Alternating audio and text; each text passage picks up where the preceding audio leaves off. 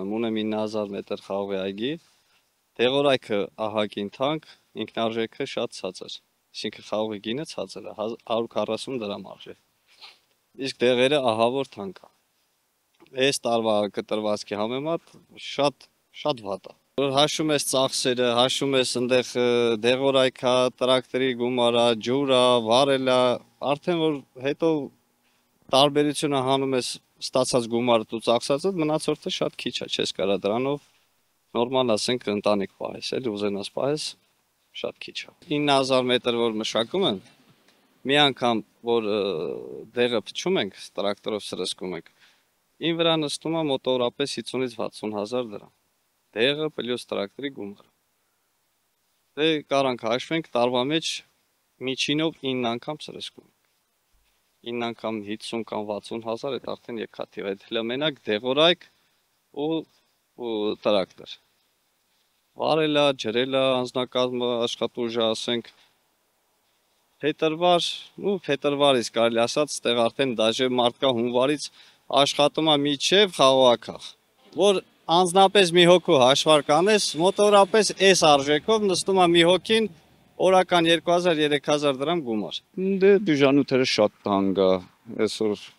տեխնիկան աշխատացնում ես էլի թանկ է, դիզվառելիքը թանկ է, խաղողը ընդամենը 40 դրամ։ Վարագավանի գյուղատնտեսները խոսում են խաղողագործության դժվարությունների մասին, բայց եւ շտապում են գոհունակություն հայտնել այս տարի լավ բերք են ստացել, միայն թե ցածր գնով են մթերել այն սպիտակը Արարատ, սևը Իջևանի գինու գործարանին։ Հիմնականը այդ տեխնիկական սորտն, ասենք կանյակի բանը գինու սորտ, 7000 քառակուսի մետր խաղողի այգի, ոչինչ նորմալ էր, 8 տոննա 9 տոննա հանձնել ենք։ Եղած բերքն է փառքասու լավ էր, ուղղակի ինքնարժեքը, ասենք իր գումարը էժան է, եթե լինի գոնե 160-70 դրամ, էլի ահագին տարբերություն կտա։ Չէ, շատ էժան է, համեմատած չարչարանքի, համեմատած, ասենք շատ քիչ է մեզի մնում, շատ քիչ տոկոս,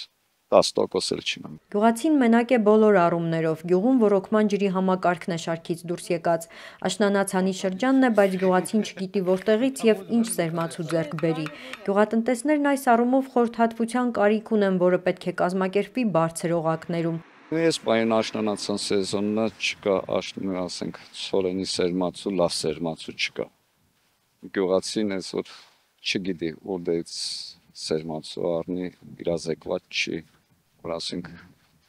լավ սերմերի ցանի բերք ստանա։ Թե Վարագավանում երբ են սկսել խաղողագործությամբ զբաղվել, երիտասարդ սերունդը չի հիշում, բայց որ այստեղ պահածոների գործարան ունեին, որը նաև խաղողը մթերելու հնարավորություն էր տալիս գյուղացուն, լավ են հիշում։ Ափսոս գործարանը վաղուց այլևս չի գործում։ 2007 թվից 2015 թիվ աշխատել եմ այս պահածոների գործարանում, դրանից հետո գնացել եմ արտագնա աշխատանքի, կցանկանայի, որ այս գործարանը աշխատի, Միրգ Բանջարեղեն գյուղի, ասենք, ընդունվի,